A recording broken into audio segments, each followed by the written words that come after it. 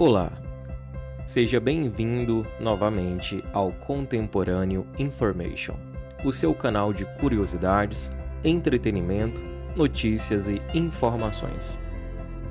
Hoje nós iremos tratar de um assunto que está bastante em voga, que é o estoicismo. Mas será que ele é tudo isso? Ou será que as pessoas têm feito uso correto dessa filosofia? Então, o estoicismo é pop, mas será que as pessoas entendem mesmo essa filosofia? A corrente filosófica greco-romana está na moda, mas críticos afirmam que o pensamento estoico acabou diluído em simplificações e erros. Serenidade para aceitar as coisas que você não tem como mudar.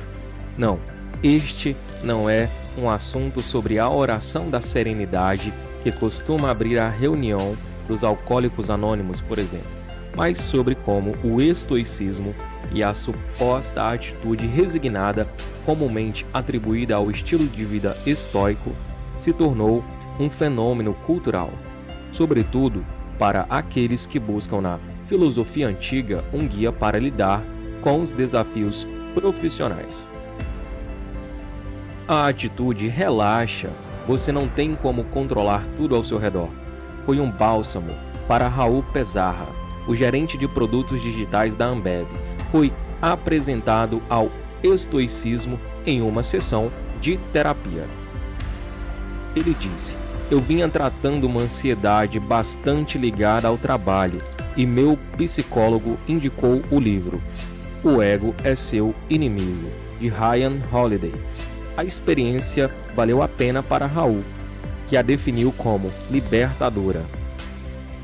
O estoicismo te leva a aceitar as coisas como elas são, a entender que elas estão acontecendo porque têm de acontecer. O seu papel é viver dentro dessa condição." Explica.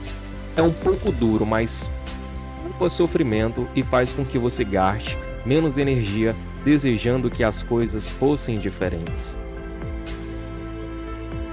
Pezarra leu uma das mais de 130 mil cópias do maior best-seller de Ryan Holiday no Brasil. A Intrínseca, que publica a maioria das obras do autor americano por aqui, incluído O Ego é Seu Inimigo, diz que os livros de Holiday já venderam mais de 320 mil cópias no país. Um fenômeno e tanto, já que uma tiragem média no Brasil fica por volta de 5 mil cópias. Mas Holiday não inventou a roda, claro, muito menos o estoicismo. A corrente filosófica floresceu na Grécia Antiga, onde tornou-se dominante por 600 anos, sendo a linha mais longeva daquela civilização. Foi popular ainda em Roma Antiga, até padecer nas mãos do cristianismo ascendente. Tem Warren Buffett e Bill Gates entre seus admiradores contemporâneos. Até por isso, virou inspiração para executivos e profissionais em geral que buscam na filosofia helenística princípios que ajudem na progressão de carreira. O trabalho de Holiday e de outros autores, quase todos americanos, foi dar verniz popular aos conceitos do estoicismo, transformando a corrente de pensamento milenar em dicas e histórias inspiradoras, encapsuladas nos livros que hoje vendem como pãozinho quente de uma padaria. Para Rebecca Bullitt, editora executiva da Intrínseca, não se trata de mais uma onda de autoajuda. Embora reconheça que as obras servem ao propósito de confortar leitores que buscam dicas práticas para lidar com os dilemas cotidianos, sobretudo os de âmbito profissional. Muitos adeptos do estoicismo são pessoas de sucesso, como CEOs e grandes atletas. Essas pessoas encontraram nas virtudes do estoicismo um norte para o dia a dia.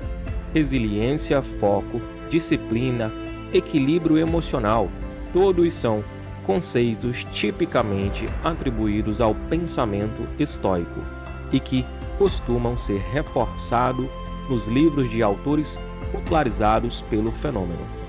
Essa dimensão prática do estoicismo também é citada por Lucas Ogier, diretor da consultoria de recrutamento da PageGroup, como chave para o sucesso da corrente filosófica entre as pessoas mais preocupadas com o andamento da carreira. Existem partes do estoicismo que são excepcionalmente correlacionadas com a vida dos executivos. Se você conseguir controlar a ansiedade para direcionar melhor suas ações, vai ter uma performance melhor e gerir bem o seu tempo, opina Ogier. Mas será que o homem moderno está lendo direito o estoicismo? Há verdadeiros estoicos andando entre nós? Bom, não é bem assim. Superficial, incompleta e falsa. São essas as palavras escolhidas por Ânditas Matos, doutor em filosofia pela Universidade de Coimbra, para definir a onda estoica contemporânea. Não que ele não veja valor em livros que simplificam e popularizam as complexas escolas filosóficas, mas é que no caso do estoicismo, o buraco é mais embaixo. Professor em Filosofia do Direito na UFMG e autor de A Filosofia como Forma de Vida, uma introdução ao estoicismo greco-romano, o acadêmico argumenta que o pecado capital deste pretenso neo-estoicismo é a ênfase no indivíduo. A corrente estoica, explica Matos, é uma doutrina total da realidade da sociedade e do indivíduo. Não pode ser picotada conforme a conveniência do leitor, para então ser diluída em um mero conjunto de práticas cotidianas. Se isso acontecer, pontua, temos qualquer coisa, menos o estoicismo. Sim, complicou um pouco, né? O que faz deste um momento para recorrer a uma metáfora. Considere uma árvore. Nas raízes está a lógica, que é a razão da palavra, o discurso. O tronco é a física, o mundo natural, onde vivemos. E os frutos são a ética, que é a razão da vida, o modo de conduta. Lógica, física e ética são as três dimensões essenciais do pensamento estoico, em que um aspecto é separado do outro, mas um está em consonância com o outro. Matos explica que, para os estoicos, o sofrimento, a tristeza, o insucesso e a dor existencial existem na medida em que os seres humanos estão desconectados da razão. É a partir dessa premissa que o estoicismo desenvolve teorias e práticas com a proposta de reconectar o homem à racionalidade. Isso significa tentar harmonizar as ideias, aquilo que se alcança por meio do exercício da razão, com a prática, a ação humana no mundo. O estoicismo é um exercício contínuo de transformação de si e do mundo que nos cerca. E essa transformação de si exige uma ação. Não é passividade, sintetiza o professor da UFMG, que cita a contribuição do pensamento estoico para o fim da escravidão no mundo romano como exemplo de como essa filosofia não deve ser confundida com resignação.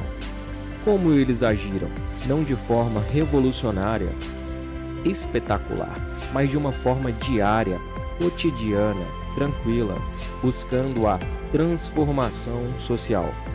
Ânditas Matos recomenda que os interessados no assunto leiam diretamente os autores estoicos, clássicos como o imperador romano e filósofo estoico Marco Aurélio.